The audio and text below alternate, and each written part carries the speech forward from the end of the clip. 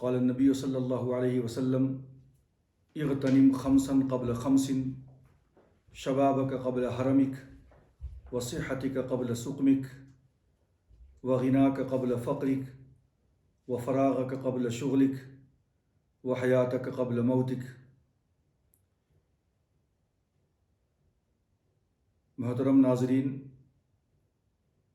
نبی اکرم صلی اللہ علیہ وسلم نے ارشاد فرمایا، 5 چیزوں کے آنے سے پہلے 5 چیزوں کو غنیمت سمجھو۔ سب سے پہلی بات، آقا دو جہاں نے ارشاد فرمایا کہ بڑھاپے کے آنے سے پہلے جوانی کو غنیمت جانو، بیماری کے آنے سے پہلے صحت کو غنیمت جانو، اور فقر و فاقہ اور تنگ دستی کے آنے سے پہلے مالداری کو غنیمت جانو، اور مصروفیت کے آنے سے پہلے اپنے جو فارغ اوقات ہیں اس کو غنیمت جانو، اور موت کے آنے سے پہلے زندگی کو غنیمت جانو۔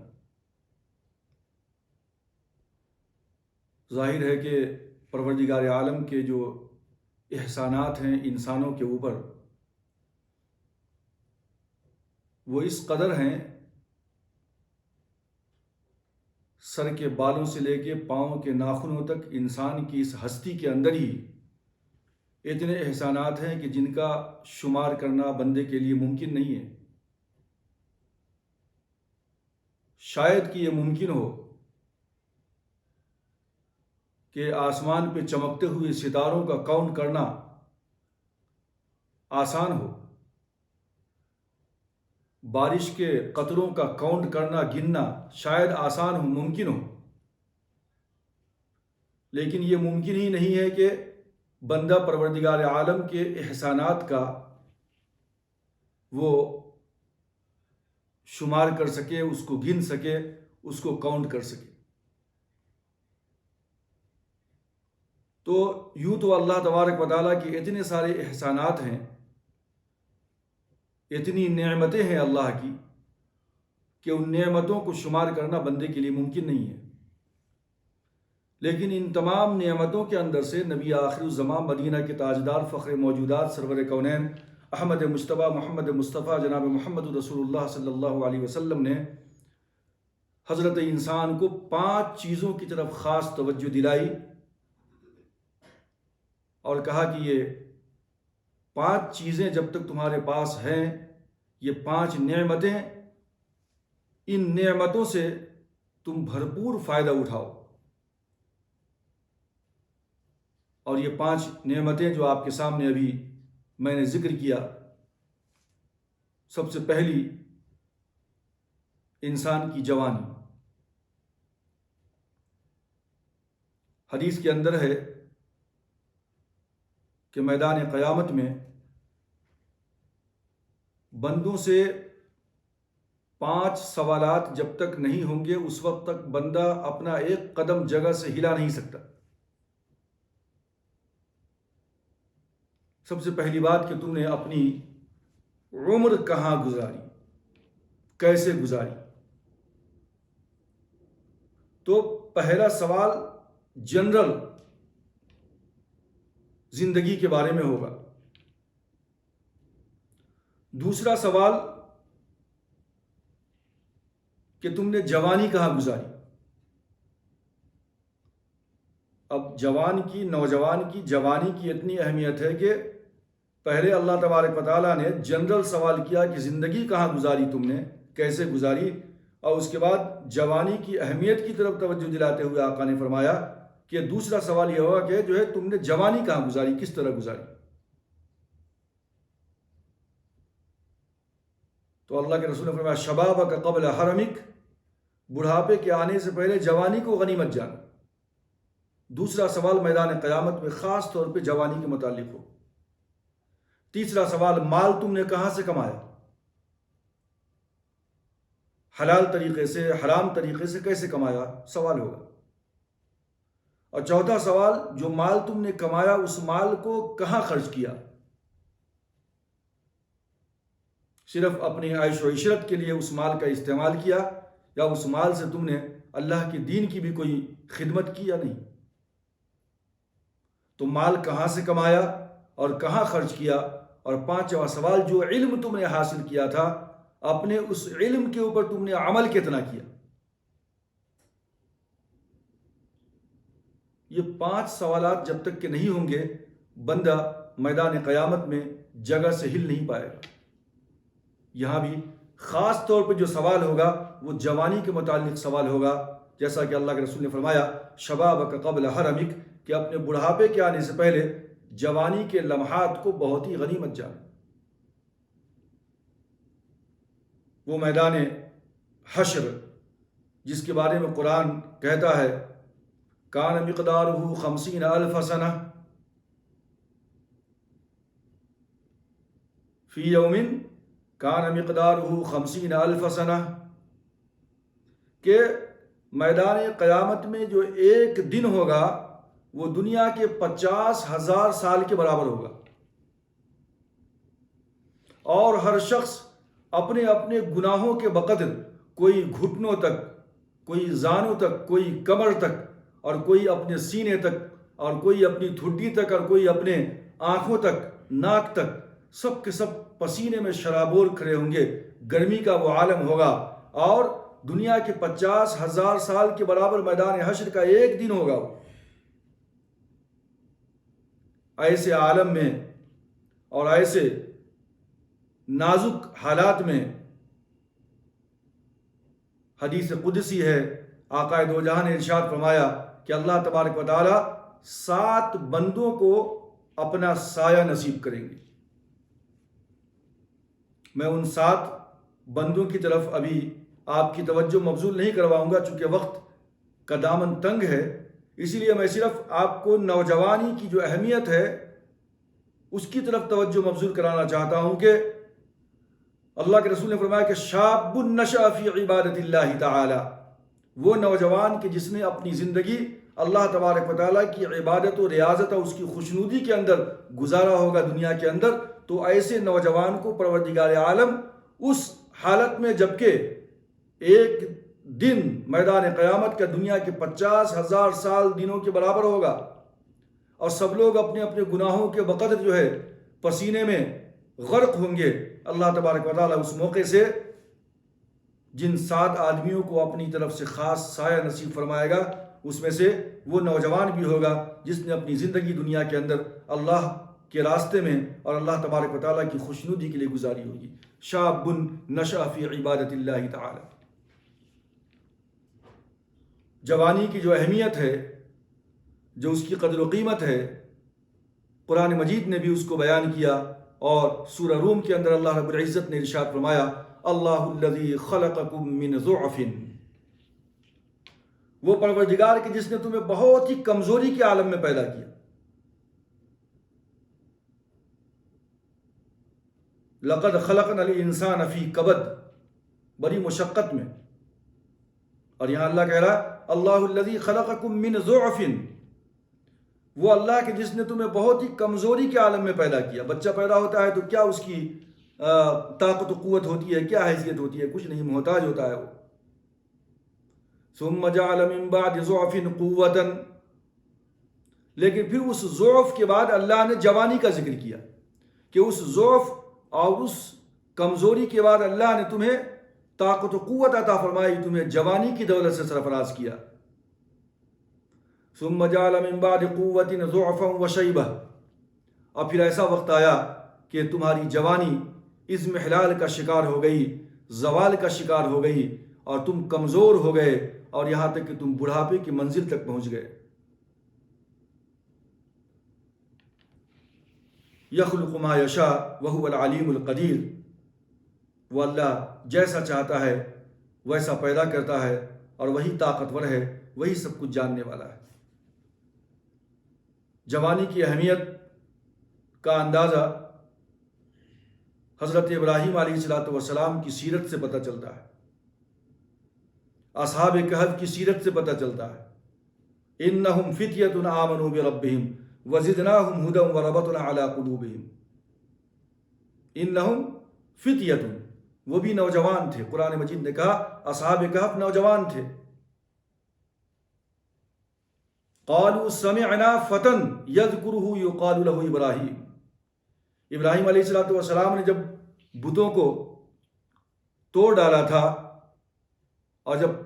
یہ تشویش ہوئی، ان کو گفتگو کرنے لگے کہ آخر وہ کون ہے جو ہمارے معبودوں کے ساتھ ایسی حرکت کر سکتا ہے، تو ان لوگوں نے کہا سمعنا فتن، وہ ایک نوجوان ہے، یذکرہ یقال لہ ابراہیم، کہ ان کو ابراہیم کے نام سے یاد کیا جاتا ہے، وہی ہمارے معبودوں کا ذکر کیا کرتا تھا اکثر، اسی کی یہ حرکت ہوگی۔ دنیا کی ہر تحریک، ہر مومنٹ جوانوں کے بغیر مکمل نہیں ہوئی۔ نبی کرم صلی اللہ علیہ وسلم کے ماننے والے صحابہ کرام کی فہرست میں آپ جائیں گے تو حضرت علی رضی اللہ تعالیٰ عنہ ایمان لاتے ہیں، عمر کیا ہے 12 سال 14 سال۔ حضرت بلال حبشی کی عمر کیا ہے رضی اللہ تعالیٰ عنہ 18 سال۔ حضرت سیدنا ابو بکر صدیق رضی اللہ تعالیٰ عنہ کی عمر کیا ہے 37 یا 38 ایئرس۔ اسی طرح سلطان محمد بن فاتح قسطنطنیہ کو فتح کرتا ہے، وہ بھی نوجوان ہے۔ محمد ابن قاسم جو سندھ کے علاقے کو فتح کرتا ہے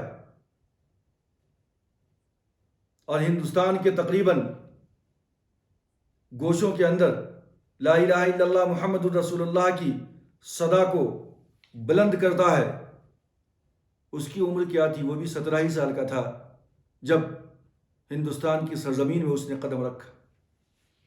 اسامہ بن زید جو نوجوان ہیں لیکن اکابر صحابہ کے سامنے نبی آخر الزمان نے جو ہے ان کو لشکر کا امیر بنا دیا۔ حضرت عبداللہ ابن عمر،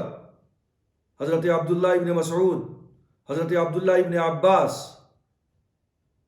مفسر قرآن، امام المفسرین، عبداللہ ابن مسعود امام الفقہاء، عبداللہ ابن عمر امام المحدثین، حضرت امام شافعی رحمۃ اللہ علیہ 13 سال کی عمر میں مسند درس پہ بیٹھ جاتے ہیں۔ گویا کہ دنیا کی کسی بھی تحریک کو مضبوط بنانے کے لیے اور اس کو ایک تناور درخت بنانے کے لیے نوجوانوں کی ضرورت ہوتی ہے، اور پھر دنیا کی کسی بھی قوم کی ترقی اور اس کی بقا کا جو راز ہوتا ہے وہ بھی جوانوں کے ساتھ منسلک ہوتا ہے، جوانوں کے اندر ہی وہ مضمر ہوا کرتا ہے۔ جوانی کی بڑی اہمیت ہے، شبابک قبل حرمک، بڑھاپے کے آنے سے پہلے اپنی جوانی کو غنیمت جانو۔ اقبال نے مجھے پھر وہ شعر دہرانے کے لیے جی چاہتا ہے کہ جو میں پہلے بھی آپ کے سامنے کہہ چکا ہوں کہ علامہ اقبال نے نوجوانان اسلام کے نام جو چند اشعار کہے تھے، اس میں نوجوانوں کو اس قدر انہوں نے جھنجھوڑا ہے اور ان کو اپنی تاریخ یاد دلائی ہے کہ نوجوانان مسلم اگر اپنے اخلاق، اپنے کیریکٹر اور اپنے علم کو سینے سے معمور کر لیں تو یہ پھر اپنے آباء و اجداد کی طرح دنیا کے قائد اور دنیا کے لیڈر یہ بن سکتے ہیں۔ اقبال نے جو کہا تھا کہ کبھی اے نوجوان مسلم تدبر بھی کیا تو نے، وہ کیا گردوں تھا تو جس کا ہے ایک ٹوٹا ہوا تارا، تجھے اس قوم نے پالا ہے آغوش محبت میں، کچل ڈالا تھا جس نے پاؤں میں تاج سرے دارا، اور تجھے آبا سے اپنے کوئی نسبت ہو نہیں سکتی کہ تو گفتار وہ کردار تو ثابت وہ سیار، گنوا دی ہم نے جو اسلاف سے میراث پائی تھی، سریا سے زمیں پر آسمانے ہم کو دے مارا، اور حکومت کا تو کیا رونا کہ یہ وہ ایک عارضی شے ہے، حکومت کا تو کیا رونا کہ وہ ایک عارضی شے ہے، نہیں دنیا کے آئین مسلم سے کوئی چارہ، مگر وہ علم کے موتی کتابیں اپنے آبا کی، جو دیکھے ان کو یورپ میں تو دل ہوتا ہے سی پارا۔ اقبال نے مسلمانوں کی عظمت رفتہ کا ذکر کیا اور ساتھ ساتھ نوجوانان مسلم کو راغب کیا کہ اپنے آباء و اجداد کے نقش قدم پہ تم پھر سے آ جاؤ، دیکھو اپنی تاریخ کو پڑھو کہ تم کیا ہو۔ آج نوجوان کس طریقے سے غلط کاموں کے اندر پڑے ہوئے ہیں، راتیں ان کی کھیل تماشے اللہ و لعب میں گزر جاتی ہے، علم سے وابستگی نہیں ہے، اخلاق کا دور دور تک نام و نشان نہیں ہے۔ ظاہر سی بات ہے کہ اگر یہ کیفیت رہی مسلم نوجوانوں کی تو پھر ظاہر ہے کہ غلامی مسلمانوں کا مقدر بن کے رہے گی۔ جب تک کہ کسی بھی قوم کے نوجوانوں کے اندر شعور اور بیداری پیدا نہ ہو، وہ قوم دنیا کی امام اور دنیا کی لیڈر بننے کی طاقت و صلاحیت سے محروم ہو کر رہ جاتی ہے۔ اور یہی صورتحال آج ہمارے مسلم معاشرے کا ہے۔ آج ہر جگہ پہ ہم ذلیل و خوار ہیں۔ اس کی وجہ یہ ہے کہ ہمارے مسلم نوجوانوں کے اندر سے ایجوکیشن سے بالکل غفلت ہے، اخلاق و کردار ان کا بالکل خراب ہوتا جا رہا ہے، اور جو ان کی جوانی ہے اور اس کو جس طریقے سے استعمال کرنی چاہیے اس کا استعمال یہ نوجوان ہمارے نہیں کر رہے ہیں۔ اقبال نے کہا تھا، میں کھٹکتا ہوں دل یزداں میں کانٹے کی طرح۔ اللہ کہنا مشکل ہے، ڈس بلیورز کے دلوں کے اندر اللہ کی آواز اور یہ لفظ کھٹکتی ہے ان کے اندر۔ اقبال نے کہا کہ میں کھٹکتا ہوں دل یزداں میں کانٹے کی طرح، اور تو فقط اللہ اللہ اللہ۔ یہ وقت نہیں رہا کہ آپ موبائل لے کر بیٹھ جائیں، اپنی پوری شب بیداری موبائل کے اندر کر دیں آپ۔ یہ وقت ایسا بھی نہیں رہا کہ پوری رات اللہ اللہ کہنے میں گزار دیں اور اس کے بعد یہ سمجھے کہ مسلمانوں کا مقدر سنور جائے گا۔ اللہ اللہ کرنا ہے، اللہ سے نسبت مضبوط کرنا ہے، قرآن سے اور اسلام سے رشتے کو مضبوط کرنا ہے۔ اسی کے ساتھ ساتھ ہمیں دینی اور دنیاوی علوم کے اندر بھی سکے جمانا ہے، اپنے قدم کو آگے بڑھانا ہے، ایک مقصد کو لے کر کے آگے بڑھنا ہے۔ اسی لیے علامہ اقبال نے کہا تھا کہ عقاب روح جب بیدار ہوتی ہے جوانوں میں، عقاب روح جب بیدار ہوتی ہے جوانوں میں، نظر آتی ہے ان کو اپنی منزل آسمانوں۔ اور کہیں اقبال نے کہا کہ نکل کر خانقاہوں سے ادا کر رسم شبیری، نکل کر خانقاہوں سے ادا کر رسم شبیری، کہ فقر خانقاہی ہے فقط اندوہ دلگیری۔ تیرے دین و ادب سے آ رہی ہے بوئے رہبانی، یہی ہے مرنے والی امتوں کا عالم پیری۔ شیاطین ملوکیت کی آنکھوں میں ہے وہ جادو، شیاطین ملوکیت کی آنکھوں میں ہے وہ جادو، کہ خود نخچیر کے دل میں ہو پیدا ذوق نخچیری۔ آج ہمارے مسلم نوجوان مغربی تہذیب و تمدن کے اتنے دلدادہ ہیں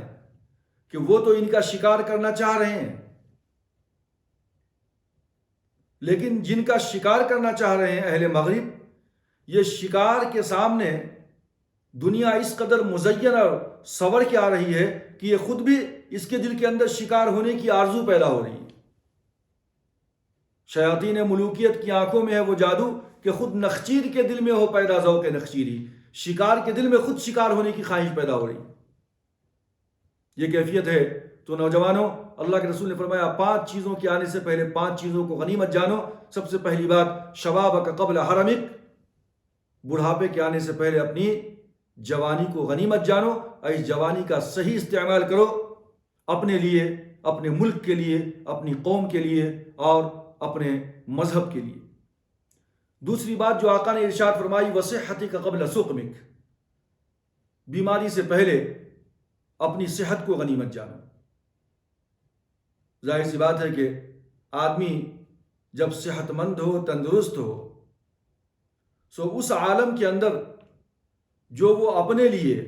اپنے گھر والوں کے لیے، اپنے بیوی بچوں کے لیے، عزیز و اقارب کے لیے، اپنے محلے کے لیے، اپنے ملک کے لیے،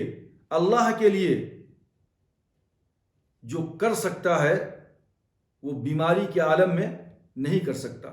اسی لیے کسی عربی کا شاعر کہتا ہے کہ اذا الرجال ولدت اولادها وبليت من كبر اجسادها وجعلت اسقامها تعتادها كل زروع قد دنا حصادها، کہ جب آدمی کے بچے ہو جائیں، جب وہ نانا دادا بن جائے، وبليت من كبر اجسادها، اور اس کے جسم کے اعضاء قوا کمزور ہو جائیں، وجعلت اسقامها تعتادها، اور اس کے بعد پے در پے طرح طرح کی بیماریاں اس پہ اٹیک کرنے لگے، تلک زروع قد دنا حصادها، تو سمجھ لو کہ ایسے وہ تمام کے تمام لوگ کہ جن کے اوپر طرح طرح کی بیماریوں کا اٹیک ہونے لگا ہے، یہ جو ہے کھیتوں میں لہراتی ہوئی ان پکی ہوئی فصلوں کی طرح ہے کہ جن کو عنقریب کاٹا جانے والا ہے، مطلب موت کا وقت عنقریب آنے والا ہے۔ تو وصحتک قبل سقمک، بیماری کے آنے سے پہلے اپنی صحت کو غنیمت جانے اور اپنی اس صحت کا صحیح استعمال کر کے اللہ کے لیے، قرآن کے لیے، اسلام کے لیے، اور پھر ملک کے لیے، قوم کے لیے، اپنے اہل و عیال کے لیے، اپنے لیے زیادہ سے زیادہ جو ہے آپ صحیح کام، دین کا کام اور اچھا کام کریں صحت کے عالم کے اندر، اس لیے کہ اگر بیماری آ گئی تو پھر آپ اس قابل نہیں رہیں گے کہ آپ کچھ ایسے کارنامے انجام دے سکیں جو آپ صحت مندی کے عالم میں ادا کر سکتے تھے۔ تیسری بات، وغناک قبل فقرک، غریبی کے تنگدستی کے آنے سے پہلے مالداری کو غنیمت جانا۔ اب یہ ہے کہ آپ کو اللہ نے مالدار بنا دیا، اب مال کو جمع کر کے رکھ رہے ہیں، نہیں۔ حدیث کے اندر ہے کہ آپ کا مال وہی ہے جو آپ نے پہن کر کے بوسیدہ کر دیا، پرانا کر دیا کپڑا، یہ آپ نے خرچ کیا، یہ آپ کا مال تھا، یا مال وہ ہے آپ کا جو آپ نے آگے بھیج دیا اللہ کے بینک کے اندر، یعنی اللہ کے راستے میں اپنے مال کو خرچ کیا۔ اقبال نے کہا تو بچا بچا کے نہ رکھ اسے تیرا آئینہ ہے وہ آئینہ، تو بچا بچا کے نہ رکھ اسے تیرا آئینہ ہے وہ آئینہ، کہ شکست ہو تو عزیز تر ہے نگاہ آئینہ ساز میں۔ جتنا آپ دیں گے اللہ کے راستے میں اتنا زیادہ اللہ کی بارگاہ کے اندر آپ محبوب ہوں گے، اور آپ کا یہ مال قدر و قیمت کی نگاہ سے اللہ کی بارگاہ میں دیکھا جائے۔ اس لیے علامہ اقبال نے کہا کہ یہ مال و دولت دنیا یہ رشتہ و پیوند، یہ مال و دولت دنیا یہ رشتہ و پیوند، بتان وہم و گما لا الہ الا اللہ۔ یعنی تم یہ سمجھتے ہو کہ یہ رشتے، یہ ناطے، یہ دوستی، یہ مال، یہ دولت دنیا کی، اس کو دوام حاصل ہے، اس کو بقا حاصل ہے، یہ ہمیشہ تمہارا ساتھ دینے والا ہے، تمہارے رشتہ دار، تمہارے دوست و احباب یہ تمہارا ساتھ دینے والے ہیں، یہ مال و دولت جو تم نے جمع کیا ہے یہ تمہارے کام آنے والی ہے نہیں، یہ تو ایسے بت ہیں جو تم نے بنا رکھے ہیں، اپنے خیالات کے بت ہیں تمہارے، یہ تم ایسا تصور کرتے ہو۔ بتان وہم و گما، یہ تمہارے وہم و گمان کا بنایا ہوا، اپنے ہاتھوں کا تراشا ہوا یہ بت ہے تمہارا، جو ہے یہ خیال ہے تمہارا ایسا، تم اس کی پوجا کر رہے ہو۔ لا الہ الا اللہ، there is no God but اللہ، یعنی اگر دوام، اگر بقا کسی چیز کو حاصل ہے تو وہ صرف اور صرف اللہ تبارک و تعالیٰ کی ذات گرامی ہے، باقی رہنے والی ہمیشہ ہمیشہ یہ رشتہ، یہ ناتا، یہ دوستی، یہ جو ہے رشتہ داری، یہ مال و دولت، یہ سب بتان وہم و گما ہے، یہ سب ختم ہو جانے والے ہیں۔ کل من علیہا فان ویبقى وجہ ربک ذو الجلال والاکرام، ہر چیز اس روئے زمین کے اوپر فنا ہو جانے والی ہے، ختم ہو جانے والی ہے، سوائے تمہارے پروردگار کی ذات کی۔ تو فرمایا وغناک قبل فقرک، غربت کے آنے سے پہلے مالداری کو غنیمت جانو اور اپنے مال کو اللہ کے راستے میں خیرات کرو۔ جب انسان مرنے لگتا ہے تو اللہ کی جانب سے دو فرشتے آپس میں گفتگو کرتے ہیں اور کہتے ہیں کہ ما قدم فلان ما قدم فلان۔ فرشتے کہتے ہیں آپس میں، یہ مرنے والا آگے کیا بھیجا آپ نے جہاں یہ جا رہا ہے۔ لیکن جو لیگل ہائرس ہوتے ہیں، جو رشتہ دار، بیوی، بچے اور جتنے بھی عزیز و اقارب ہیں، وہ کہتے ہیں کہ اس کا بینک بیلنس کتنا ہے، وہ کار کی چابی کدھر ہے، وہ بینک کا کھاتہ کدھر ہے، وہ زمین کے پیپرز کدھر ہے، کتنے مکانات ہیں۔ یعنی ابھی جنازہ آدمی کا اٹھتا نہیں ہے، اور اس سے قبل جو ہے جتنے بھی لیگل ہائرس ہوتے ہیں، وارثین، ان کو یہ فکر ہو جاتی ہے کہ مرنے والا ہم لوگوں کے لیے کیا چھوڑ کے گیا۔ لیکن فرشتے کہتے ہیں ما قدم فلان ما قدم فلان، مرنے والا اپنے آگے بینک میں کیا بھیجا۔ اور یہ لیگل ہائرس، یہ عزیز و اقارب، یہ وارثین کہتے ہیں ما اخر فلان ما اخر فلان، مرنے والا ہمارے لیے کیا چھوڑ کے گیا۔ تو جب تک آپ کا مال ہے آپ کے پاس اور آپ زندہ ہیں، باحیات ہیں، اسی وقت آپ کو اپنے اس دیے ہوئے مال کا اللہ کی جانب سے صحیح استعمال کرنا ہے۔ خود پہ خرچ کیجئے، بیوی بچوں پہ خرچ کیجئے، اس کے ساتھ ساتھ جو حقوق ہیں اس کے اندر اللہ کے، جو غریبوں کے حقوق ہیں، وہ تمام کے تمام حقوق کی ادائیگی کرنا ہے۔ یہ اصل کامیابی ہے۔ اگر پھر غریبی آ جائے گی، پھر سوچیں گے کہ میں جو ہے کاش اس زمانے میں کچھ اچھا کام کر لیا ہوتا، تو پھر یہ غلط ہے۔ اس وقت پھر ایسا موقع ہاتھ نہیں آتا ہے، سوائے افسوس کے اور کچھ نہیں ہوتا ہے۔ وَأَنفِقُوا مِمَّا رَزَقْنَاكُم مِّن قَبْلِ أَن يَأْتِيَ أَحَدَكُمُ الْمَوْتُ۔ اللہ فرماتے ہیں کہ اپنے اللہ کے دیے ہوئے مال کو خرچ کرو اس سے قبل کہ تمہیں موت آ جائے۔ فَيَقُولَ رَبِّ لَوْلَا أَخَّرْتَنِي إِلَىٰ أَجَلٍ قَرِيبٍ، اور اس کو بندہ یہ کہے کہ یا اللہ کاش ایک لمحے کی مہلت تو مجھے دے دے، فَأَصَّدَّقَ، تو میں خوب صدقہ و خیرات کروں، اچھا کام کروں، وَأَكُن مِّنَ الصَّالِحِينَ، اور تیرے نیک بندوں میں شامل ہو جاؤں۔ لیکن اللہ فرماتے ہیں وَلَن يُؤَخِّرَ اللَّهُ نَفْسًا إِذَا جَاءَ أَجَلُهَا،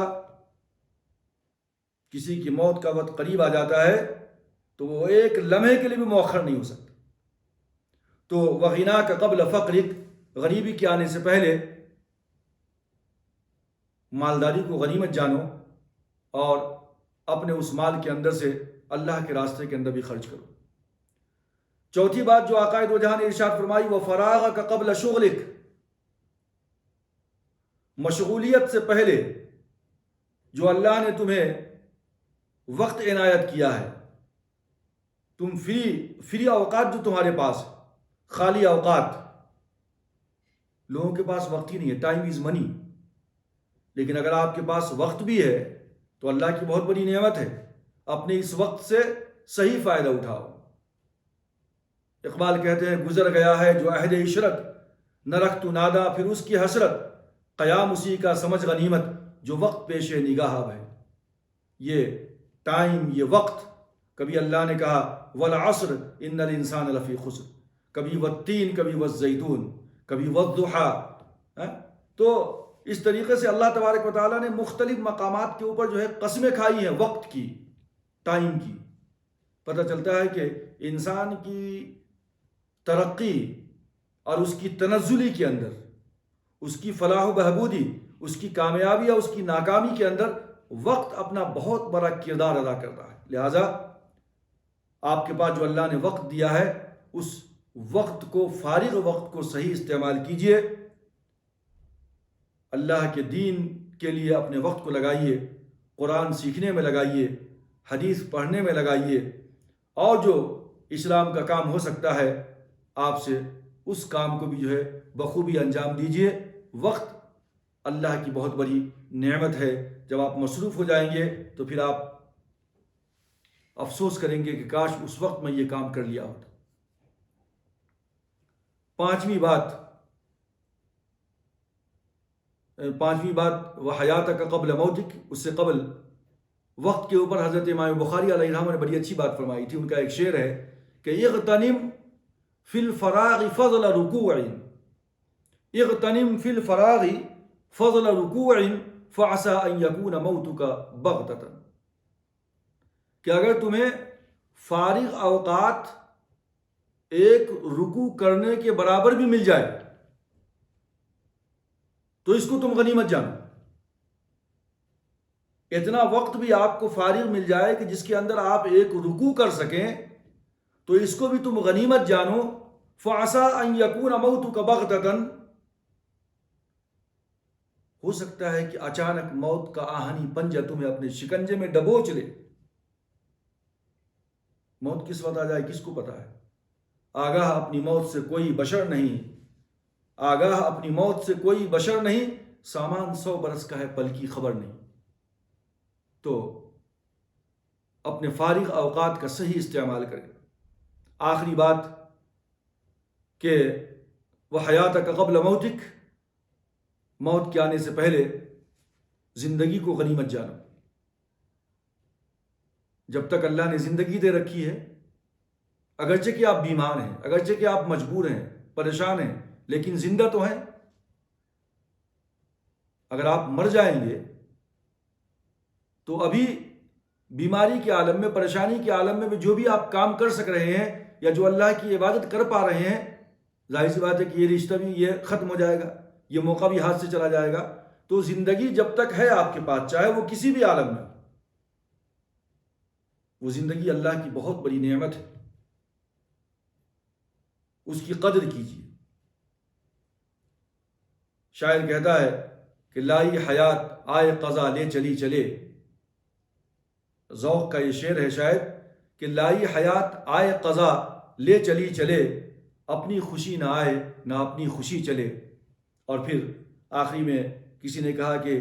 جگہ جی لگانے کی دنیا نہیں ہے، جگہ جی لگانے کی دنیا نہیں ہے، یہ عبرت کی جا ہے، یہ عبرت کی جا ہے، تماشا نہیں ہے۔ تو یہ زندگی جو اللہ نے دے رکھی ہے، اس کے اندر اللہ نے بہت سارے عبرت کے سامان بھی دے رکھے ہیں، لیکن ہمیشہ ہمیشہ جو ہے اس دنیا سے اس قدر محبت دل و دماغ میں بیٹھا لینا، بسا لینا کہ ہمیں یہاں سے جانا ہی نہیں ہے، یہ غلط ہے۔ اللہ کے رسول صلی اللہ علیہ وسلم نے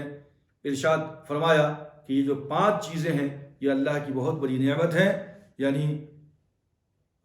بڑھاپے سے پہلے جوانی کو غنیمت جانو، نمبر 2 بیماری سے پہلے صحت کو غنیمت جانو، اور نمبر 3 تنگ دستی اور غریبی سے پہلے مالداری کو غنیمت جانو، اور مصروفیت سے پہلے